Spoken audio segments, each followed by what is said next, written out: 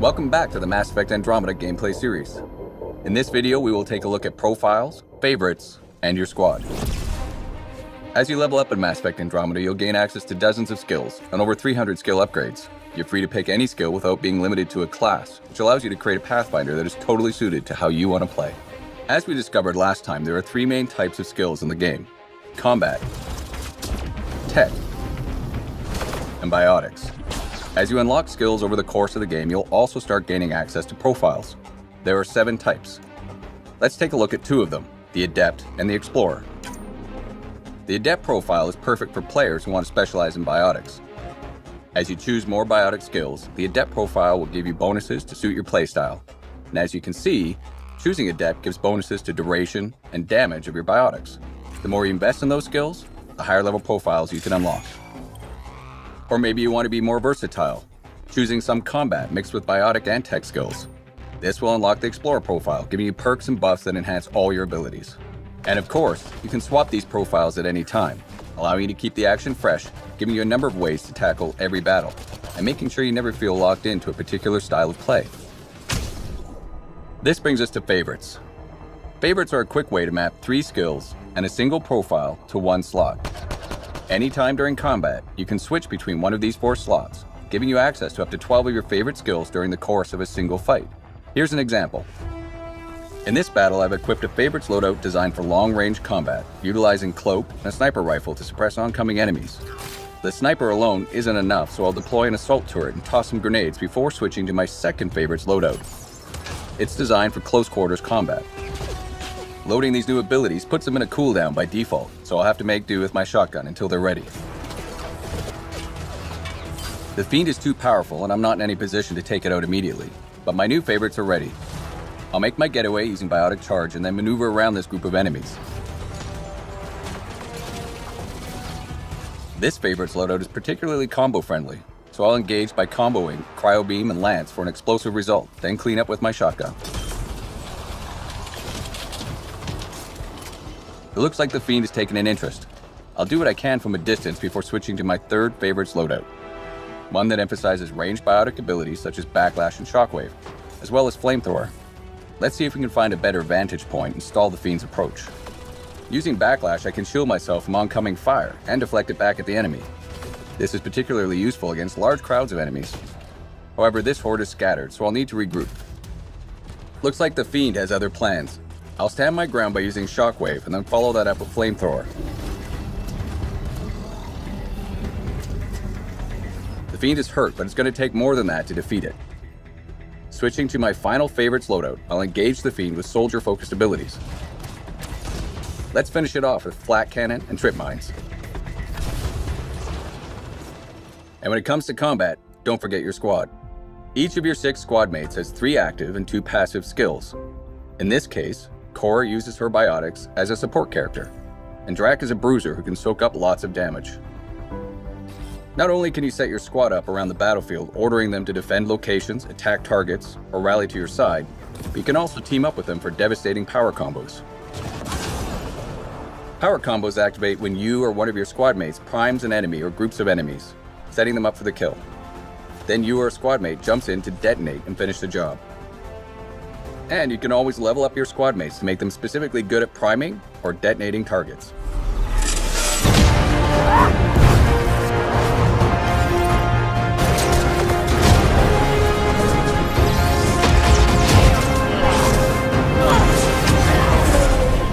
Welcome to the Mass Effect Andromeda gameplay series.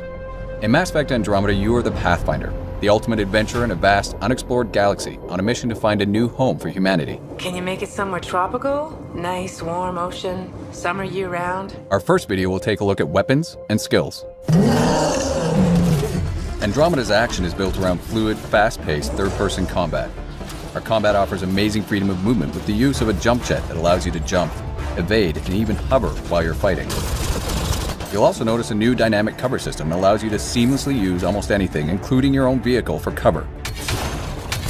All this freedom allows you to approach the battle in a way that suits your gameplay style. Let's take a closer look at our weapons.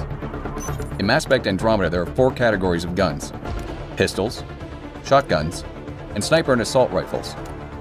plus a range of melee weapons for up-close combat. All guns are available to every player. There are no class restrictions, so if you decide you want to try something new, it's as easy as switching your loadout. Guns and gear in Andromeda fall into 3 technology types based on where the tech comes from. Milky Way weapons typically use physical projectile ammunition that's similar to the types of weapons you might be familiar with from our original games, with some advancements, of course. These are high-impact projectile-based guns. They're great against most non-shielded targets, but require you to keep an eye on your ammo. Remnant weapons typically use beams, have a high rate of fire, and are extremely accurate. They use the overheat system and don't rely on ammo, so you'll never run out of ammo, but you'll have to wait for your gun to cool down from time to time. Helios weapons are technology from civilizations that live in the Helios cluster of Andromeda. They are generally plasma-based, which means they are slower speed, but benefit from heat-seeking technology. While some are charge-based, the longer you charge them before releasing, the harder they hit. Melee weapons vary in both damage and speed. Hard-hitting hammers do maximum damage, while lightning-fast shivs or swords allow you to get in and out of harm's way with maximum speed and precision. In addition to weapons, you can also develop skills and abilities. Like the weapons, there are no restrictions on what skills you can choose, and each of the 3 main categories is designed to facilitate a certain style of play. Combat skills are great if you want to focus on weapons, gear, and making your character the ultimate soldier. These skills focus on improving weapon damage and accuracy, as well as giving you the ability to use flat cannons, grenades, trip mines, and more. Tech skills allow you to equip your Pathfinder with more experimental weaponry, or focus on strategic improvements for you and your squad. Cryo Beam and Flamethrower give you more offensive punch, while skills like Invasion or Energy Drain weaken your opponents and make them easier to take down. Want a little extra help? Deploy your own assault turret. Last but not least, biotics. By controlling dark energy, your Pathfinder can harness the power of mass and gravity. Biotic skills like pull and throw allow you to literally control the battlefield, using your enemies as a shield or even a weapon. Abilities like Annihilation Shield or Singularity can disrupt and damage anything or anyone caught up in their powerful grip. Each skill can be upgraded to become increasingly more devastating and effective.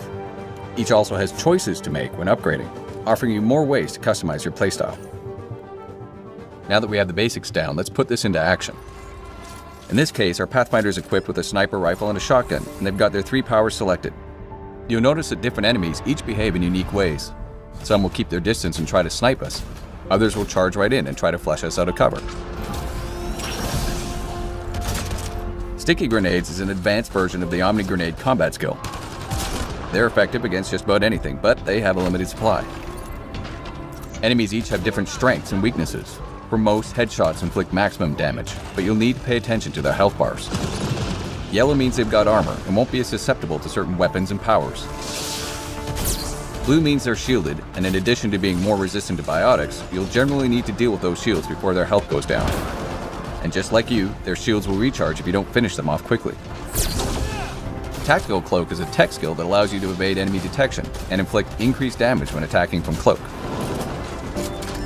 And finally, Overload, another tech skill that's great for taking out enemy shields and synthetic enemies. By holding it before releasing, you can even chain it to multiple enemies. And this is just one of the hundreds of combinations of weapons and skills you can try in Andromeda. Stay tuned for future installments where we'll show you our profiles to give you an added boost in combat, favorites which allow you immediate access to your sets of powers so you can change up on the fly, and squad skills and commands. Take cover!